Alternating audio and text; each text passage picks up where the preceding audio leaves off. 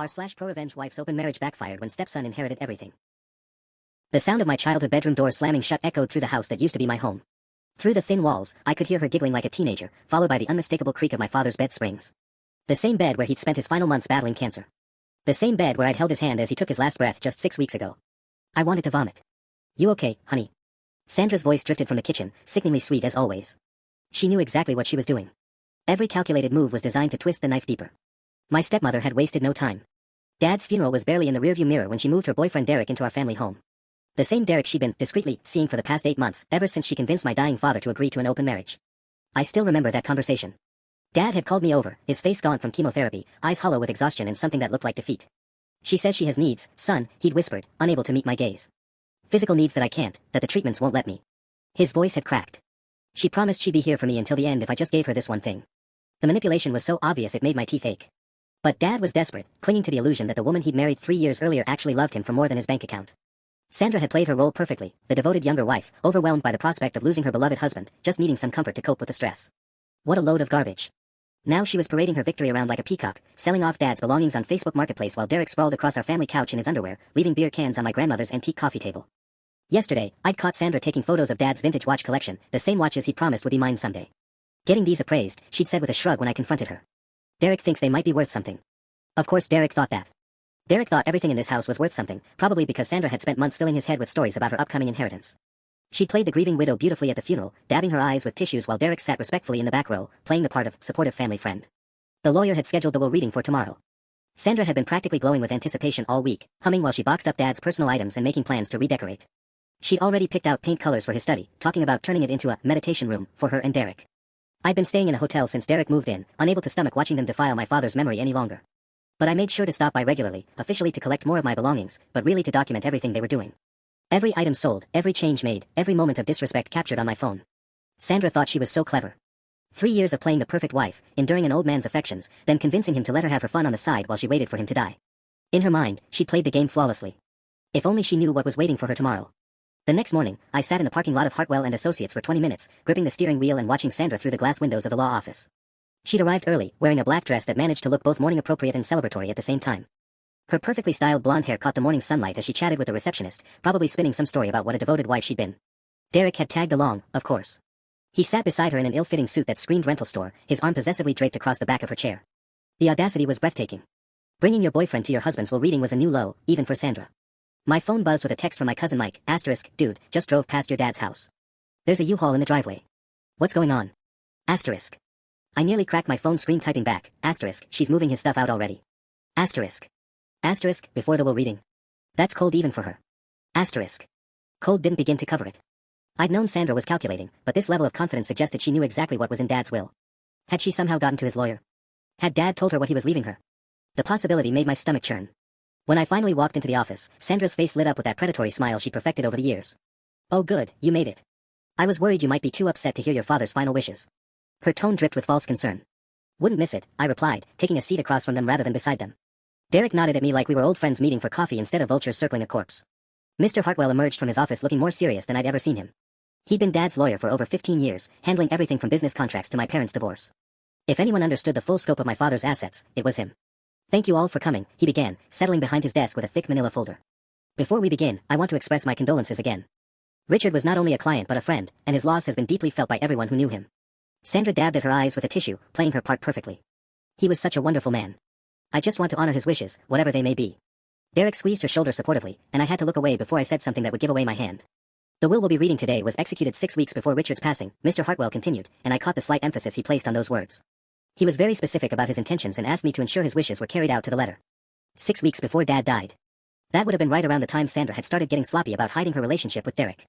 Right around the time Dad had started asking me pointed questions about what I'd been observing during my visits home. "Now then," Mr. Hartwell said, opening the folder with deliberate slowness. "Let's begin with the reading of Richard Morrison's last will and testament." Sandra straightened in her chair, and Derek's grip on her shoulder tightened. Across from them, I forced my expression to remain neutral, even as anticipation thrummed through my veins like electricity. She had no idea what was coming. The grandfather clock in Mr. Hartwell's office seemed unnaturally loud as he adjusted his reading glasses and cleared his throat. Sandra's leg bounced with barely contained excitement, while Derek had the decency to at least pretend to look somber. "I, Richard James Morrison, being of sound mind and body, do hereby declare this to be my last will and testament," Mr. Hartwell began in his measured legal tone. Sandra's hand found Derek's, squeezing it like she was trying to contain her glee. I wondered if she'd already mentally spent the money. Probably. She'd certainly been acting like it all week. To my beloved son, I leave my collection of first edition novels, my vintage record collection, and the contents of my personal study, including all photographs and family memorabilia. I nodded, unsurprised. Dad and I had talked about those items years ago. Sandra barely registered this part. Why would she care about dusty books and old photos when there was real money at stake? Additionally, I established a trust fund of $50,000 for any future educational pursuits my son may wish to undertake. 50,000. Sandra's smile widened. If that's all I was getting, it meant the bulk of Dad's estate, his business, the house, his investments, everything worth millions, was going to her. Derek actually had the audacity to look relieved. Mr. Hartwell paused, taking a slow sip of water. The silence stretched uncomfortably long. Is that everything for him? Sandra couldn't help herself. The question slipped out before she could stop it, revealing exactly how much she'd been calculating in her head. Not quite, Mr. Hartwell replied, his tone carefully neutral. But let me continue in order. Sandra flushed slightly but nodded, trying to look like a grieving widow instead of a woman counting her chickens. To my wife Sandra, I leave the jewelry I purchased for her during our marriage, her personal belongings, and... Another pause. Another sip of water. The sum of $25,000. The silence that followed was deafening. Sandra blinked rapidly, like she was trying to process information that didn't compute. I'm sorry, could you repeat that? $25,000, Mr. Hartwell repeated clearly. But what about the house? The business? His investment portfolio? Sandra's voice cracked on the last word. The mask was slipping fast. Derek straightened in his chair, finally looking concerned. There must be some mistake. I assure you, there is no mistake, Mr. Hartwell said calmly. The will is quite clear. Then where does everything else go? Sandra demanded, her composure completely shattered now. Gone was the grieving widow act. This was pure panic. Mr. Hartwell looked directly at me. The remainder of Richard's estate, including the family home, Morrison and Associates Construction Company, all investment accounts, retirement funds, and remaining assets, go to his son. The color drained from Sandra's face so quickly I thought she might faint. Derek's arm slipped from her shoulders as he processed what this meant for his own future prospects. That's impossible, Sandra whispered. He wouldn't, we were married. I was his wife. I took care of him. According to the will dated 6 weeks before his passing, Mr. Hartwell continued, Richard was very specific about his reasoning. There's actually a personal letter addressed to you, Sandra. Would you like me to read it? Yes, she breathed, barely audible. No, I interrupted, speaking for the first time since we'd started. My voice was steady, controlled. I think she's heard enough for today. Sandra turned to stare at me, and for the first time in 3 years, I saw something in her eyes I'd never seen before. Fear. You knew, Sandra said, her voice barely above a whisper. You knew this whole time. I leaned back in my chair, finally allowing myself a small smile. I had my suspicions. This is fraud. Derek suddenly exploded, jumping to his feet. He was sick, probably not thinking clearly. You manipulated a dying man. Mr. Hartwell's expression turned ice cold. Mr. Patterson, Derek spat. Derek Patterson. Mr. Patterson, I'm going to need you to lower your voice and take your seat. Richard Morrison was evaluated by 2 independent physicians before executing this will. His mental competency was thoroughly documented. Derek remained standing, his face flushed red. This is bullshit. Sandra was his wife for 3 years. She deserves half of everything, minimum. Actually, Mr. Hartwell said, pulling another document from his folder, there's a prenuptial agreement that specifically outlines asset distribution in the event of divorce or death. Sandra signed it before their wedding. Sandra's face went white. The prenup said I'd get the house if he died first. The prenup said you'd inherit the house if you remained faithful during the marriage, I corrected quietly. There's a morality clause, remember? Dad made sure to explain it to you twice before you signed. The silence in the room was suffocating. Sandra stared at me like I'd grown a second head, while Derek looked like he was trying to solve a math problem way above his grade level. He knew, Sandra whispered again, this time with dawning horror. He knew about Derek. Dad knew a lot of things, I said. Like how you started meeting Derek 3 months before you convinced him to agree to the open marriage. He hired a private investigator after he caught you deleting text messages. Derek's jaw dropped. Sandra, you said. Shut up, she hissed at him, then whirled back to face me. You little snake. You sat there and watched me make arrangements, watched me plan. You let me make a fool of myself. The way you let my father make a fool of himself. My voice was getting harder now, the anger I'd been suppressing for months finally beginning to surface. The way you paraded your boyfriend around while Dad was dying. The way you moved him into our house before Dad was even cold in the ground. This isn't over, Sandra snarled, her perfectly composed facade completely shattered. I'll contest this. I'll fight it in court. That money is mine. Mr. Hartwell cleared his throat. Mrs. Morrison, I should mention that your husband anticipated this reaction. There's a no contest clause in the will. If you challenge it legally and lose, you forfeit the $25,000 as well. Derek slumped back into his chair. Jesus Christ, Sandra. 25 grand. You told me he was worth millions. He is. The business alone is worth, she stopped abruptly, realizing she was only making things worse. Worth about $2.8 million, actually, I said conversationally. Plus the house, which was appraised last month at $1.6 million. Then there's his stock portfolio, the retirement accounts, the life insurance policy. I let the numbers hang in the air. Derek was staring at Sandra like he'd never seen her before. You told me you were getting everything. You said we could travel, buy a boat, that stupid condo in Florida you keep talking about. We still can. Sandra insisted desperately. This is just a setback. We'll figure something out. With $25,000. Derek laughed bitterly. Sandra, I quit my job because you said we'd be set for life. I moved out of my apartment. He stopped, running his hands through his hair. Oh God, what have I done? The cracks in their relationship were spreading faster than I'd even hoped.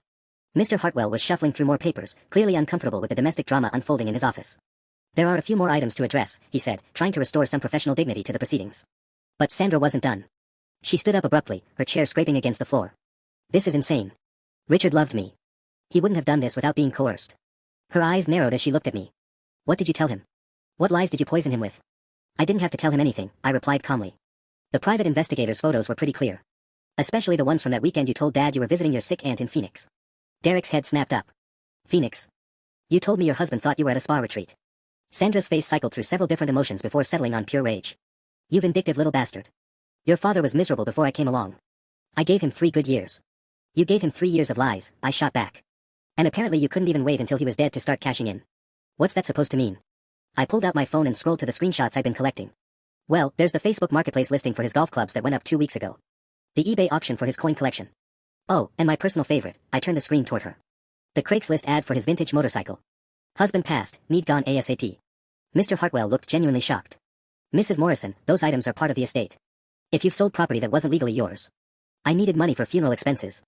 Sandra protested, but her voice lacked conviction. Funeral expenses that Dad's life insurance already covered, I added. The same life insurance that was supposed to go to you, but guess what? That has a morality clause too. Derek was now staring at Sandra like she was a stranger. How much money did you get from selling his stuff? That's not important right now, Sandra snapped. Actually, it is, Mr. Hartwell interjected. Any proceeds from the sale of estate property will need to be returned, with interest. And if items can't be returned? He looked at me apologetically. You could file criminal charges for theft. The word criminal hit Derek like a physical blow. Sandra, tell me you didn't steal from a dead man. I didn't steal anything. I'm his widow. I had every right to. You had the right to your personal belongings and whatever the will specified, Mr. Hartwell corrected firmly. Nothing more. Sandra sank back into her chair, the fight going out of her as the reality of her situation began to sink in. This can't be happening. Richard was a good man. He wouldn't have left me with nothing. He didn't leave you with nothing, I said quietly. He left you exactly what you earned. Derek stood up suddenly, his face pale. I need some air. This is too much. Derek, don't you dare leave me here alone, Sandra hissed, grabbing at his arm. He shook her off. Leave you? Sandra, you left me. You left both of us. Do you realize what you've done? What you've cost me? He looked at her with disgust. I defended you to my family. I told my ex-wife you were worth throwing away my marriage for. I believed your sob story about being trapped with a sick old man. Derek, please. No. I'm done. He headed for the door, then paused. And Sandra? That U-Haul in the driveway. It's a rental. In my name. Figure out your own way to move your stuff, because I'm returning it tonight. The door slammed behind him with enough force to rattle the windows. Sandra stared after him, her mouth hanging open. Well, Mr. Hartwell said after a moment, clearly eager to finish this disaster of a meeting. Shall we continue with the remaining provisions? The silence in Mr. Hartwell's office felt thick enough to cut with a knife. Sandra sat staring at the door Derek had just slammed, her perfect composure completely shattered. For the first time since I'd known her, she looked her age, maybe even older. There are a few more provisions we need to discuss, Mr. Hartwell continued, clearly wanting to get this nightmare of a meeting over with. He pulled out another document, and I noticed his hands were slightly shaking. In 15 years of handling Dad's affairs, he'd probably never seen anything quite this dramatic. Sandra wasn't listening. She was muttering under her breath, something about Derek being a coward and how she'd given up everything for nothing. The irony wasn't lost on me, she'd destroyed 2 marriages now, and for what? $25,000 that she might not even get to keep if I pressed charges for the items she'd already sold. Mrs. Morrison, Mr. Hartwell said more firmly. I need your attention for this next part. She looked up with red-rimmed eyes. What else could there possibly be? You've already taken everything. There's the matter of the house, he continued. You have 30 days to vacate the premises. 30 days. Sandra's voice cracked. Where am I supposed to go? Derek was my. I don't have anywhere. You could try your aunt in Phoenix, I suggested dryly. The one you were supposedly visiting when you were actually shacked up in that resort with Derek. She shot me a look of pure hatred. You think you're so clever, don't you? Sitting there gloating while your stepmother becomes homeless. My father's widow, I corrected. And you're not becoming homeless. You're becoming exactly what you were before you married a rich old man, a woman who has to support herself. Mr. Hartwell cleared his throat uncomfortably. There's also the matter of the items that have already been sold. We'll need a complete accounting of everything, including buyer information so we can attempt to recover the property. Sandra laughed bitterly. Good luck with that. Do you think I kept receipts? Most of it was cash deals. Then you'll need to reimburse the estate for the fair market value of each item, Mr. Hartwell replied. We have insurance appraisals for most of your husband's valuable possessions. With what money? Sandra snapped. You just told me I'm getting $25,000, and now you want me to pay back more than that for stuff I sold to pay for his funeral. Funeral expenses that were covered by insurance, I reminded her again. So what did you really spend that money on, Sandra? The new wardrobe you bought last week. The jewelry Derek's been sporting. That romantic weekend in Cabo you thought nobody knew about. Her face flushed red. You had me followed. I didn't have to. You posted it all over Instagram. Did you forget I could see your stories? I pulled out my phone again. Should we review some of your posts from the past month? There's a particularly interesting one from 3 days after the funeral where you're drinking champagne and talking about new beginnings. Mr. Hartwell looked disturbed. Mrs. Morrison, these social media posts could be problematic if this matter goes to court. Court. Sandra's voice rose to nearly a shriek. What court? Over what? Theft of estate property, fraud, breach of the prenuptial agreement. I ticked off on my fingers. Oh, and there might be tax implications for the unreported income from selling Dad's belongings. For a moment, I thought she might actually have a breakdown right there in the lawyer's office. Her breathing became rapid and shallow, and she gripped the arms of her chair like she was trying to anchor herself to reality. This is insane, she whispered. Richard wouldn't have wanted this. He loved me. Did he? I asked quietly. Or did he love the woman he thought you were before he found out who you really are? The question hung in the air like a challenge. Sandra stared at me with something approaching genuine grief in her eyes, but I wasn't sure if she was grieving for my father, or for the fortune that had just slipped through her fingers. We need to discuss timeline, Mr. Hartwell said, consulting his calendar. When can you provide the accounting of sold items? Sandra didn't answer. She was looking out the window at the parking lot, probably wondering if Derek was actually gone or just having a moment of panic. From where I sat, I could see him leaning against his car, talking animatedly on his phone. Probably calling his ex-wife to beg for forgiveness. He's not coming back, you know, I said, nodding toward the window where Derek was gesticulating wildly into his phone. I can see him loading his stuff into his car from here. Sandra whipped around to look, her face crumpling as she watched Derek slam his trunk shut and drive away without so much as a glance back at the building. That's impossible, she breathed. He loves me. We had plans. He loved your money, I corrected. And now there isn't any. Mr. Hartwell shuffled more papers, clearly desperate to regain control of the situation. Mrs. Morrison, we really do need to establish a timeline for the property accounting. The estate cannot be fully settled until... I want to see the letter, Sandra interrupted suddenly. You said Richard left me a letter. I want to read it. Mr. Hartwell glanced at me questioningly. I shrugged. She's entitled to it. He pulled out a sealed envelope with Sandra's name written in Dad's careful handwriting. Seeing those familiar letters made my chest tight. Even in his final weeks, Dad had maintained the precise penmanship he'd always been proud of. Sandra tore open the envelope with shaking hands and unfolded the single sheet of paper inside. As her eyes moved across the lines, her face went through a series of expressions: hope, confusion, disbelief, and finally something that looked like genuine anguish. Read it out loud, I said. No. Her voice was barely a whisper. Come on, Sandra. After everything you've put this family through, I think we deserve to hear Dad's final thoughts about his devoted wife. She looked up at me with tears streaming down her face, the first genuine tears I'd seen from her since this whole ordeal began. You really want to twist the knife, don't you? I want the truth. Something you've never been particularly good at providing. With trembling hands, she cleared her throat and began to read. Sandra, if you're hearing this letter, it means I'm gone and you're finally learning the consequences of your choices.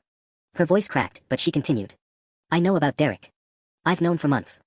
I also know about the others before him. Others? I interrupted, genuinely surprised. Sandra's face flushed crimson, but she kept reading. I hired a private investigator not because I suspected you, but because I wanted to be wrong about what I was seeing. Unfortunately, I wasn't. She paused, wiping her eyes with the back of her hand. The open marriage wasn't your idea, Sandra, it was mine. A test to see if you'd be honest about what you'd already been doing behind my back. Mr. Hartwell leaned back in his chair, looking like he wished he'd never taken this case. You failed that test, Sandra continued reading, just like you failed every test of character I gave you during our marriage. I changed my will because I finally understood that you never loved me, you loved what you thought I could give you. The irony is that if you had simply been faithful, you would have inherited everything. Instead, your greed cost you millions. Sandra crumpled the letter in her fist, sobbing openly now.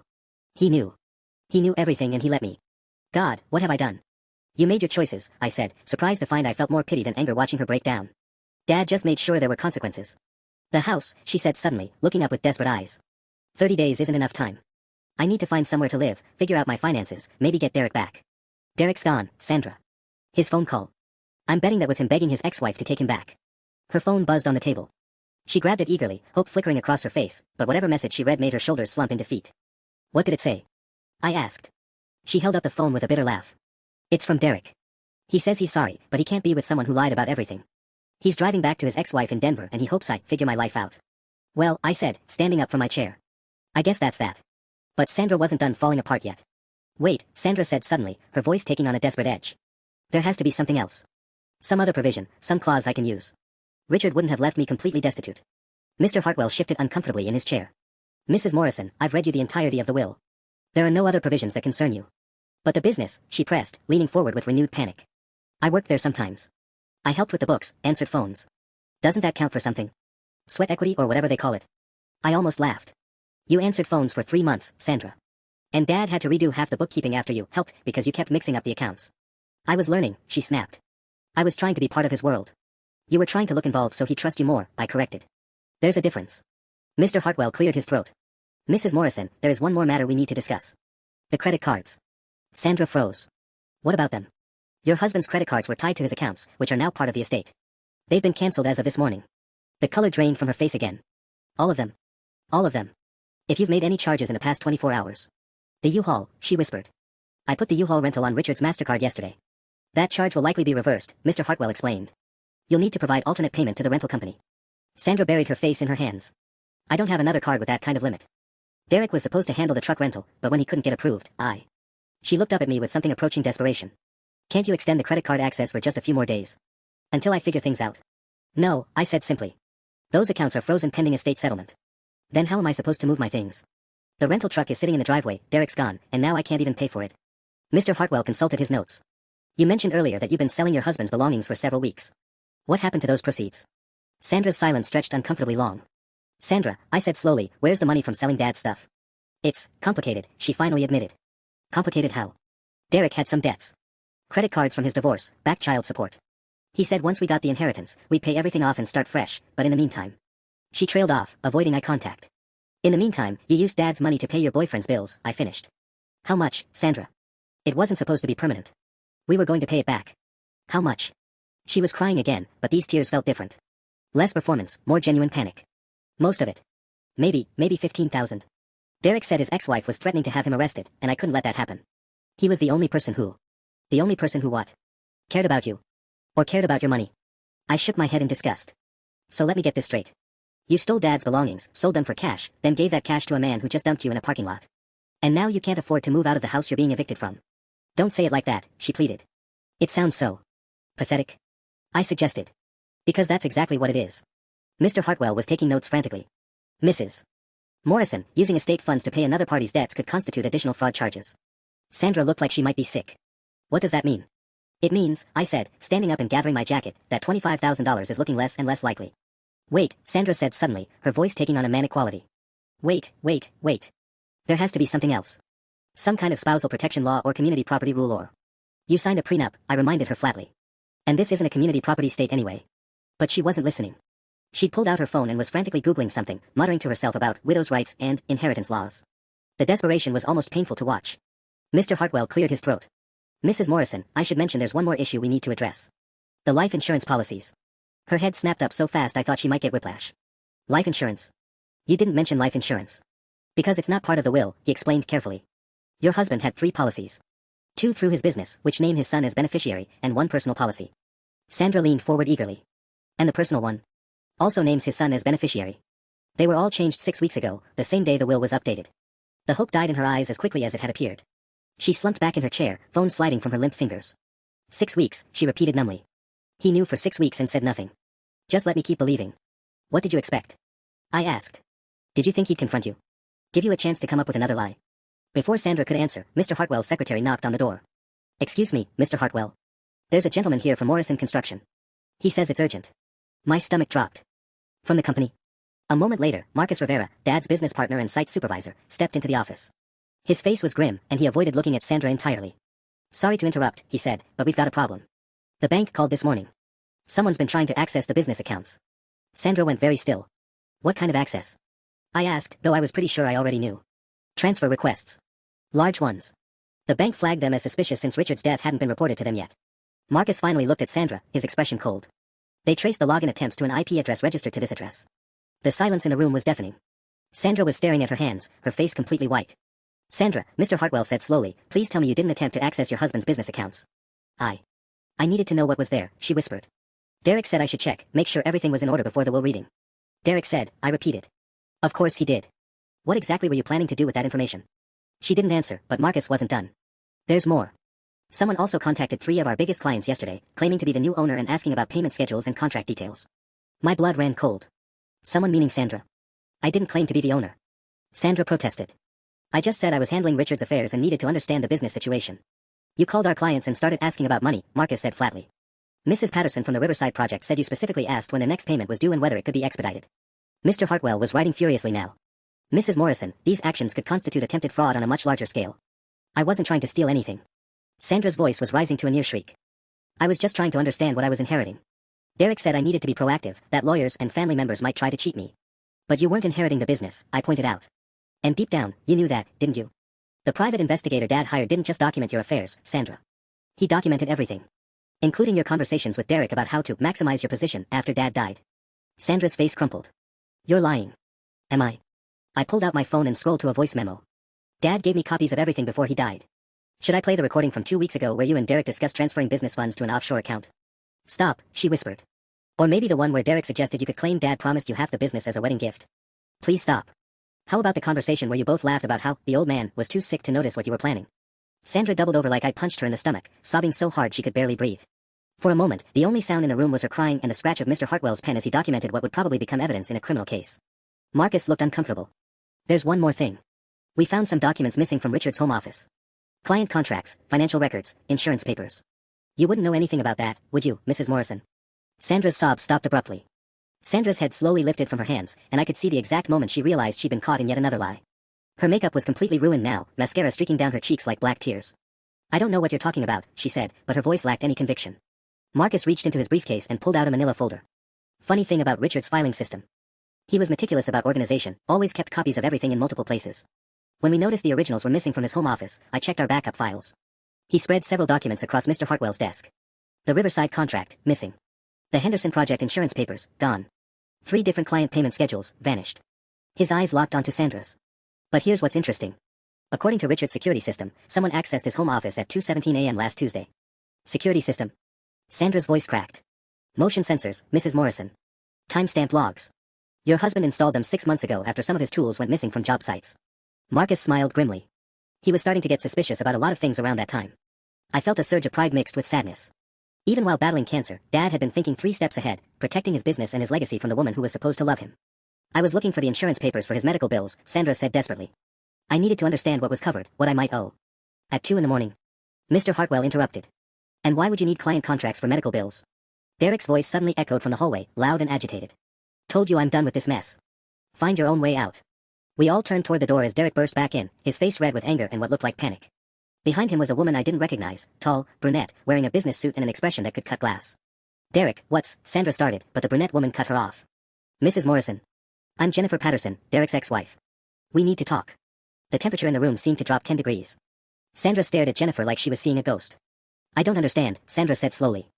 Derek said you two were divorced, that you hated each other. Jennifer laughed, but there was no humor in it. Divorced? We've been separated for 8 months while working through counseling. Derek told me he needed space to find himself. Her eyes narrowed as she looked at Sandra.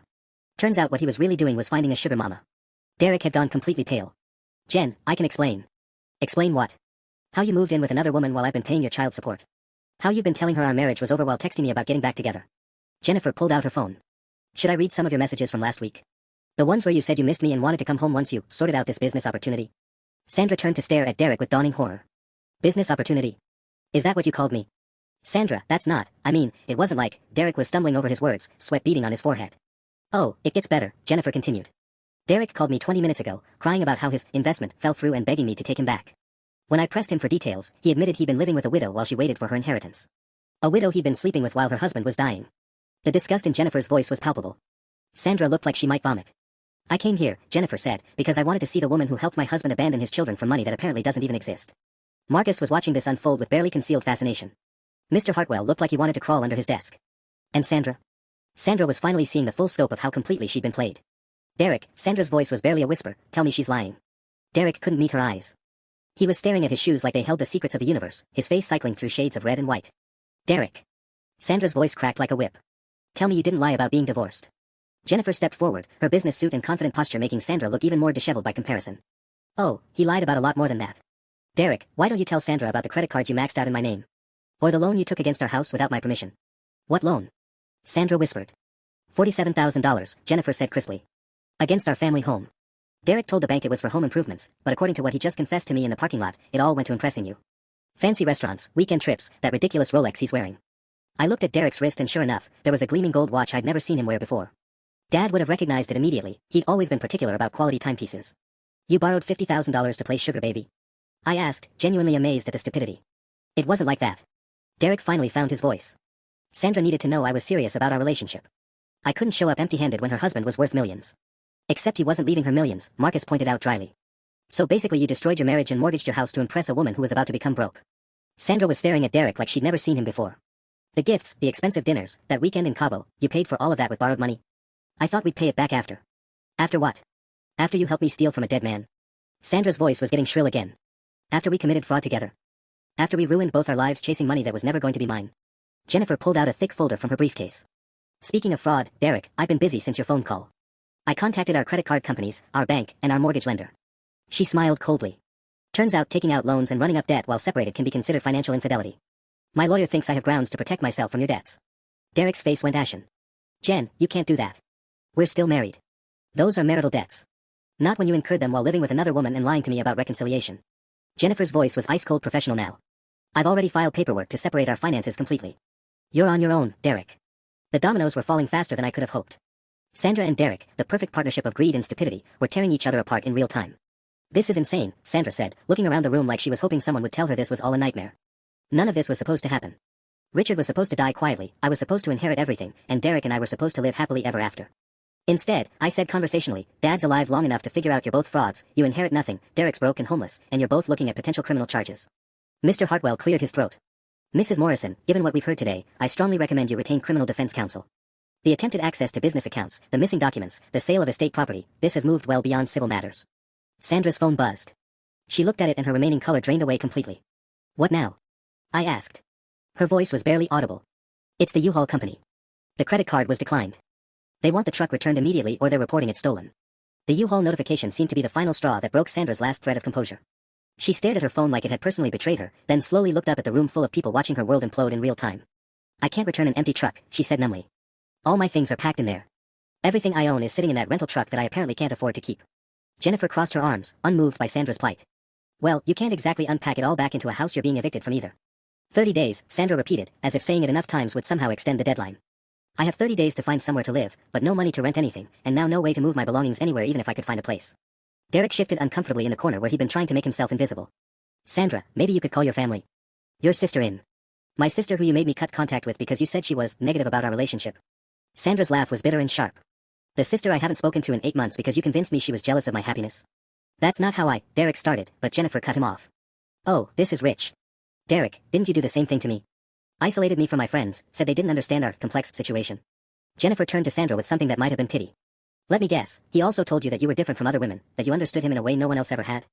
Sandra's silence was answer enough. Marcus was still shuffling through his papers, looking increasingly uncomfortable. There's actually one more problem we need to discuss. The office keys. Everyone turned to look at him. Office keys? I asked. To Morrison Construction. Richard gave Sandra a set about 6 months ago when she started helping with the books. We're going to need those back immediately, especially given. He gestured vaguely at the chaos surrounding us. Sandra's hand instinctively moved to her purse. I don't have them with me. Where are they? Mr. Hartwell asked, his pen poised over his legal pad. Another long pause. Another guilty expression. I was starting to recognize the pattern. Sandra, I said slowly, please tell me you didn't give Derek access to Dad's office. He needed somewhere quiet to make phone calls about his job search, she said defensively, but her voice lacked conviction. And sometimes we'd go there after hours to work on organizing the files. Marcus dropped his head into his hands. Jesus Christ. Derek, have you been in our office unsupervised? Derek looked like a deer caught in headlights. Just a few times. Sandra said it was okay. Sandra didn't have the authority to give you access to confidential business information. Marcus snapped. We have client contracts in there, employee records, financial documents. Nothing happened. Derek protested. I just made some phone calls and maybe looked around a little. Looked around. I interrupted. What exactly were you looking for? The silence stretched uncomfortably. Jennifer was staring at her husband with dawning horror. Derek, she said quietly, what did you do? I didn't do anything. I just. Sandra thought maybe there were some papers that would help her understand Richard's business better. For the inheritance. We were trying to be responsible. Mr. Hartwell set down his pen with deliberate care. Mrs. Morrison, are you telling us that you and Mr. Patterson conducted unauthorized searches of your deceased husband's business premises? Sandra was crying again, but these tears looked different, desperate, panicked. We weren't searching. We were just trying to understand what I was inheriting so we could make good decisions. But you weren't inheriting the business, Marcus pointed out. Which means you knew you were looking at information that didn't belong to you. Jennifer pulled out her phone. I need to call my lawyer. Derek, if you've committed corporate espionage on top of everything else. It wasn't espionage. Derek shouted. We were going to own the company. We had a right to know what we were getting. The room fell silent except for the sound of Sandra's muffled sobs. That's when my phone rang. I glanced at my phone screen and felt my stomach drop. Detective Morrison, no relation, despite the shared name, but I'd gotten to know him well during the investigation into Dad's death. Standard procedure for someone who died at home, even with a terminal diagnosis, but the detective had been thorough. I need to take this, I said, stepping toward the window. This is about Richard, isn't it? Sandra asked, her voice taking on a new edge of panic. I answered the call. Detective Morrison. What's going on? Son, I'm sorry to bother you during what I know is a difficult time, but something's come up regarding your father's case. His voice was professional but concerned. We've received some information that requires follow-up. Are you available to come down to the station? My blood went cold. What kind of information? I'd rather discuss this in person, but it involves some financial irregularities that came to light through your father's bank. They flagged some unusual activity in his final weeks. I could feel everyone in the room staring at me. Sandra had gone completely white. Unusual how? I asked. Large cash withdrawals, some questionable check deposits, and... He paused. Look, this might be nothing, but there's also been a report filed about potential elder abuse. Financial exploitation. We need to investigate. Sandra made a small choking sound. Derek looked like he might pass out. I'll be there in an hour, I told the detective, then hung up. The silence in Mr. Hartwell's office was suffocating. Elder abuse? Jennifer asked, looking between Sandra and Derek with disgust. You weren't just cheating on a dying man, you were stealing from him too. We never stole anything. Sandra protested, but her voice cracked on every word.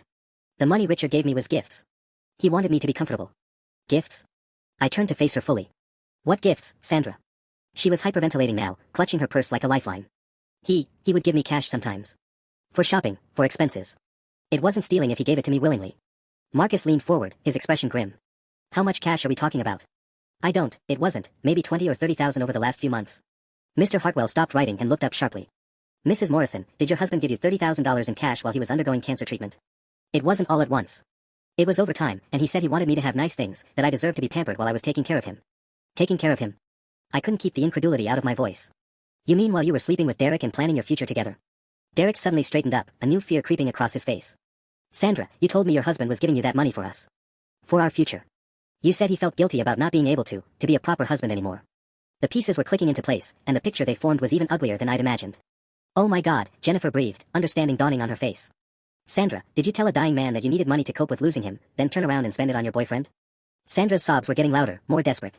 You don't understand what it was like. He was sick all the time, so weak, and I was young and I had needs. So you manipulated a cancer patient into funding your affair, Marcus said flatly. Mr. Hartwell was writing furiously again. Mrs. Morrison, I strongly advise you to stop talking until you have legal representation. But Sandra wasn't listening anymore. She was spiraling completely, the weight of her situation finally crushing down on her. No inheritance, no boyfriend, no home, potential criminal charges, and now a police investigation into elder abuse. This can't be happening, she kept repeating. This isn't how it was supposed to go. That's when Derek's phone started ringing with what sounded like the opening notes of Take Me Home, Country Roads. He looked at the caller ID and his face went gray. Who is it? Jennifer demanded. The police, Derek whispered. Derek's phone kept ringing, the cheerful country melody creating an absurd soundtrack to what felt like the apocalypse of Sandra's life. He stared at the screen like it might explode if he touched it. Answer it, Jennifer said coldly. Or I will. With trembling fingers, Derek swiped to accept the call. Hello. Even from across the room, I could hear the authoritative voice on the other end asking Derek to come down to the station for questioning regarding financial crimes. Derek's face cycled through several shades of pale as he mumbled agreement and hung up. They want to see me too, he said, his voice barely above a whisper. Sandra was rocking back and forth in her chair now, muttering something about how none of this was supposed to happen. But I was focused on a detail that had been nagging at me since Marcus mentioned the missing documents. Sandra, I said, cutting through her spiral, the papers you took from Dad's office. Where are they now? She looked up with red-rimmed eyes. What? The client contracts, the insurance documents, all the papers Marcus said were missing. Where did you put them? Her silence stretched too long. Marcus sat forward. Mrs. Morrison, those documents contain confidential client information. If they've been compromised, they're safe. Sandra blurted out. I wasn't going to do anything bad with them. But you were going to do something with them, I pressed. What, Sandra? What was the plan? Derek cleared his throat nervously. We thought maybe if we understood the business better, we could find ways to optimize things. Make the inheritance more valuable. Jennifer let out a bark of laughter. Optimize? Derek, do you even hear yourself? You were planning to manipulate a business that wasn't yours based on information you stole. It wasn't stealing if Sandra was going to inherit it. Derek protested weakly. But she wasn't inheriting it, Mr. Hartwell pointed out with strained patience. Which means you both knew you were accessing information illegally. Sandra's phone buzzed again. Then again. Then started ringing with what sounded like 5 different notification sounds going off at once. She looked at the screen and made a sound like a wounded animal. What now? I asked, though I wasn't sure I wanted to know. Facebook, she whispered. Derek's wife posted something on Facebook. Jennifer smiled for the first time since entering the room, and it wasn't pleasant. Oh, that. Yes, I thought our friends and family should know what Derek's been up to. And who he's been doing it with. Sandra frantically scrolled through what appeared to be dozens of notifications, comments, reactions, shares. Her face kept getting paler with each swipe. You posted about me? Sandra's voice cracked. You don't even know me. I know enough. I know you helped my husband abandon his children while their grandfather was dying. I know you've been living off stolen money and planning to steal more. I know you're both about to face criminal charges. Jennifer's voice was calm, professional, devastating. I thought people should be aware of what kind of person they're dealing with. Derek was trying to look over Sandra's shoulder at the phone. Jen, what exactly did you write? The truth, Derek. Something you've apparently forgotten how to do. Sandra's phone was still buzzing constantly. Comments from Derek's family, his co-workers, people I didn't recognize all chiming in with their opinions about the situation. The court of public opinion was in session, and the verdict wasn't looking favorable. This is harassment. Sandra said, though she couldn't seem to stop reading the comments. This is consequences, Jennifer corrected. Something both of you seem surprised to be facing. Mr. Hartwell stood up abruptly, clearly having reached his limit. I think we need to end this meeting. Mrs. Morrison, Mr. Patterson, you both need legal counsel immediately. And I mean today. But Sandra wasn't done falling apart. She was scrolling through the Facebook post, reading comment after comment, watching her reputation disintegrate in real time across social media. They're sharing it, she said in horror. People are sharing it to their own pages. The digital scarlet letter was spreading faster than wildfire, and there was no taking it back. 3 weeks later, I stood in the driveway of what was now officially my childhood home, watching the sheriff's deputies oversee Sandra's final eviction. She'd managed to find a lawyer, but as Mr. Hartwell had predicted, the no-contest clause meant challenging the will would cost her the $25,000 she was supposed to inherit. Her attorney had advised her to take the money and run. Except there wasn't $25,000 anymore. The accounting of stolen property had been brutal. Dad's vintage watch collection, the golf clubs, the motorcycle, his coin collection, the insurance appraisals totaled nearly $43,000 in missing items. Even if Sandra could track down every buyer and recover everything, which she couldn't, she still owed the estate more than she was set to inherit. That's the last of it, Deputy Martinez said, gesturing to the small pile of boxes and suitcases on the front lawn. Sandra's entire life had been reduced to what could fit in the back of her sister's minivan, yes, the same sister Derek had convinced her to cut contact with, who'd driven 8 hours from Phoenix to help despite everything. Sandra sat on the front steps, looking like she'd aged a decade in 3 weeks. The blonde highlights were growing out, revealing gray roots she'd never let show when she thought she was about to be rich. Her designer clothes, purchased with Dad's money, no doubt, hung loose on her shrinking frame. Derek was nowhere to be seen. According to the local gossip mill, he'd fled back to Denver the day after our disastrous meeting, begging Jennifer to take him back. She'd filed for divorce instead, and the last I heard, he was living in his car while waiting for his court date on fraud charges. Mrs. Morrison, Deputy Martinez said gently, it's time. Sandra looked up at him with hollow eyes, then turned to stare at me. For a moment, I thought she might say something, an apology, a final insult, some parting shot. Instead, she just shook her head and walked toward her sister's van. But she stopped halfway and turned back.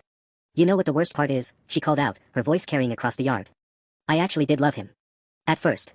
Before I knew about the money. When we met at that charity dinner, I thought he was just a sweet widower who made me laugh. I felt something twist in my chest. What changed? You, she said simply. The first time he showed me pictures of this house, talked about the business he'd built, mentioned his legacy. I started seeing dollar signs instead of the man. Her laugh was bitter, broken. If I'd just been a good wife, if I'd actually loved him the way I promised, I'd be rich right now, wouldn't I? The irony wasn't lost on me. Dad would have given you everything if you'd just been faithful. I know, she whispered. God help me, I know. She climbed into the passenger seat of her sister's van without another word. As they drove away, I noticed Sandra didn't look back at the house. Maybe she couldn't bear to see what she'd lost.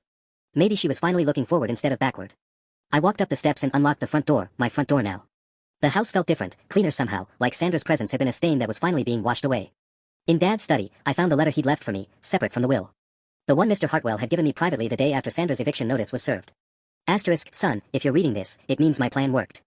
I'm sorry you had to watch me pretend to be fooled by her lies, but I needed to see how far she'd go. I needed to know who she really was before I made my final decisions. The hardest part wasn't losing her, it was watching you lose respect for me because you thought I was being manipulated. I hope someday you'll understand that sometimes the best revenge is simply letting people reveal their true nature. Asterisk.